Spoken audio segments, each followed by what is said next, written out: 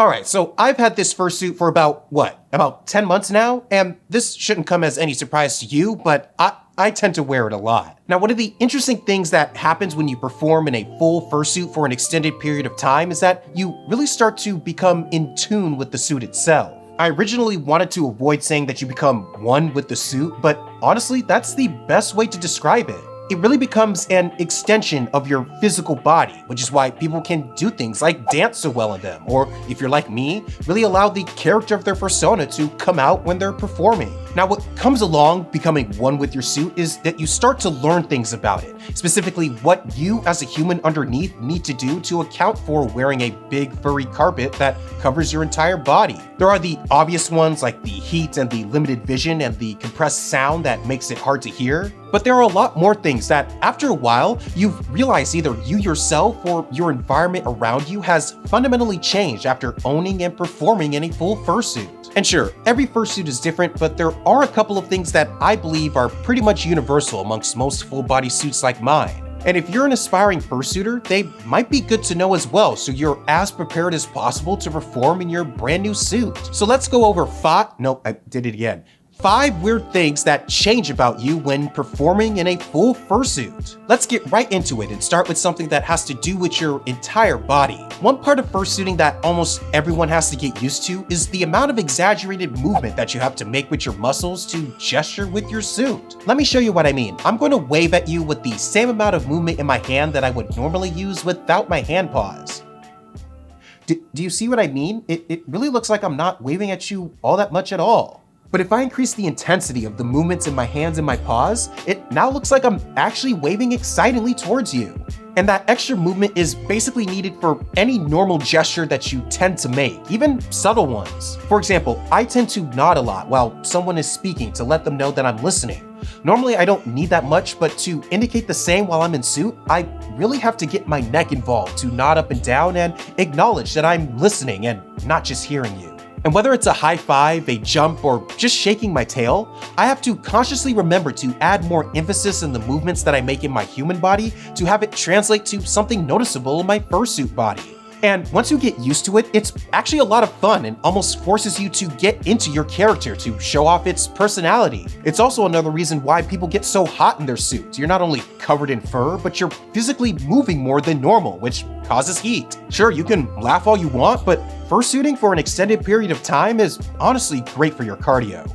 Alright, number 2. The second weird thing that you have to do while in fursuit has to do with the angle of how you look at things in your fursuit head. Now, every head is different, but most fursuiters have the shared experience of having very limited vision in their suit head. Mine is honestly not that bad, but some suits have just a little bit more than a letterbox's worth of vision for the wearer to see through. Now that's pretty well known, but an extra factor about seeing through your suit that you might not realize you have to deal with has to do with your nose. If you have a suit head like mine, your nose is actually pretty sizable, which cuts off your peripheral vision that's right in front of you. And it works in the same way as your outward peripheral vision. In fact, it's where your eyes actually work in tandem to look past your nose to see what's directly in front of you. And if that's blocked by a big schnoz, your eyes can't work around that to see what's right in front of you. So what a lot of fursuiters and I end up doing is turning our heads to the side to have one dominant eye see everything in front of us. Again, it's a really subtle change that you might not even realize is happening, but if you watch any fursuiter pull out their phone while their head is still on,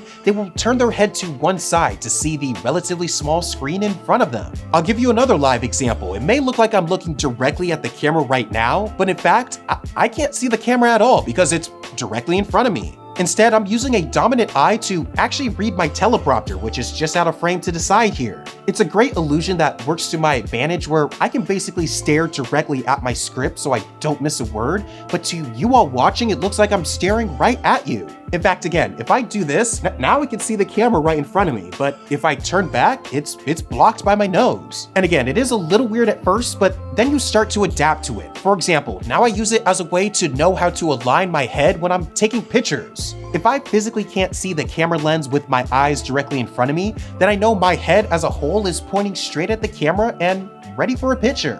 The third weird thing that you notice when fursuiting has to do with your Feet-Paws specifically if you have them. In fact, I'm gonna zoom out wide for this one, hang on. Oh, there we go. I don't know if you noticed, but these things, they're pretty huge. I already wear a size 12.5 shoe, and my fursuit maker basically built these Feet-Paws around shoes of that size, which makes these things the second largest individual part of my entire suit besides my head. But the weird thing about that is that because they are so huge, they actually force you to change how you walk. When I wear normal shoes, the shoes themselves are not nearly as wide, so I keep my feet a pretty standard width apart while walking, just a bit under shoulder width. But if I try to keep that same width with my Feet-Paws, they basically end up on top of each other, which will cause me to trip if I try to walk normally. So instead of normally walking, I end up in this funny half lumber, half waddle that I eventually got used to, but was really weird to figure out when I first got my suit, especially when I was first going up and down stairs. Plus, I've gotten really anal about keeping the claws on my Feet-Paws as yellow as possible, so I make it a point to lift off and place my feet down at an angle to best keep these claws from the dirty ground as possible. Now, obviously, I'm not perfect, and these claws have seen better days, but they're Feet-Paws at the end of the day. It is what it is. Now, the fourth thing that you really have to take account for when owning a full body suit like this one is just how much fur gets everywhere. Now, this may be relatively unique to people like me who wear their suit a lot around the house, but even while brushing regularly, this purple fur gets everywhere around my home. And it's enough to be a bit of a concern for me because I rent, and unless I pay an extra monthly fee, pets are not allowed in my apartment. So for some reason, if my landlord decides to do a random inspection of my unit, which they are legally allowed to do at any time for any reason, and if they find my fur in any of my rooms, I can get fined, or if they're in a particularly bad mood, they can kick me out of my living space due to a breach in the rental contract. Now, am I afraid of that happening? No, not really. And besides, the fur is purple, and I don't know about you, but I haven't seen a dog with naturally purple fur before. It's just something funny to keep in mind that I now have to deal with when cleaning up. And to make cleaning up easier, I've actually purchased a separate handheld vacuum that's designed to pick up animal fur to deal with my artificial shedding after suiting for a while. Honestly, I highly suggest getting one of these if you do suit a lot in your living space. It really does make cleaning up a whole lot easier. So we started with something that deals with your entire body, right? So why not end off on the same note? Okay, going back to what I meant by becoming one with your suit, one thing you realize after moving around in a full suit for a while is that it likes to move in certain ways more than others. Fursuits are both a feat of engineering and art, but they are still static objects that we put on and therefore have physical limitations in how they want to move. For example, if there's something on the floor that I want to pick up, I know that it's better for my suit if I squat down and shorten the amount that I have to bend to grab something instead of just bending down at my torso. If I do this, I can actually feel the seams in the back of my suit tensing up as they reach their physically sewn limit. And I know if I do this too many times, I'll weaken that back part of my suit to the point where it might start tearing. And that's of particular concern for my suit, since all of my rosettes are hand sewn, so the structural integrity of my suit already has a lot more weak points than a normal fursuit. So it's something that I'm extra careful of, and learning how my suit likes to move took some trial and error. In some cases, I even had to learn how to sit down in this suit correctly. Let me show you what I mean. Gonna zoom out a bit again.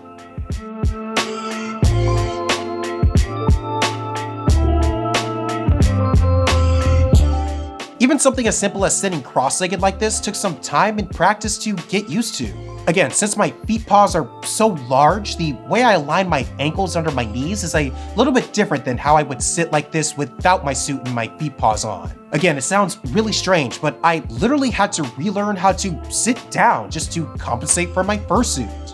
If I had to summarize what performing in a fursuit is like from a physical perspective, it really is a lot of compromise and compensating between what you're used to your body doing and what your suit is structurally capable of. I hope you notice the recurring theme here of learning pretty basic parts about moving around. Learning how to use your muscles to gesture, learning how to see, learning how to walk, how to bend and stretch and flex. All of the ways that you're used to doing these activities get a bit of a reset when you get a full suit. But I don't know, in this weird way, the fact that you have to learn how to move again in your suit means that you essentially have no choice but to give the character that your suit represents its own physical personality. The fact that I have to see or walk or move in a certain way with this suit on reinforces the fact that I am actively performing as my persona, and thankfully my persona is a lot more bubbly and fun and excitable than I tend to be in real life.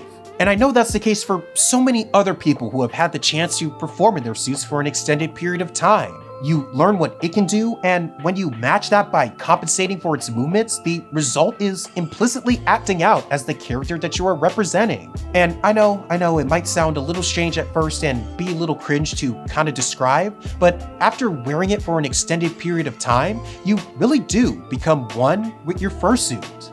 And the funny thing is, you really don't have a choice other than to do so. Alright, that's it for this one. Thank you for watching. If you like this video or any of my other videos, feel free to subscribe to the channel. It really does let me know that people like the way I make videos and such. But either way, thank you for watching this video. I'll catch you in the next one, but until then, actually I need more. Anyways, I'll catch you in the next one, but until then, stay wild out there. Peace.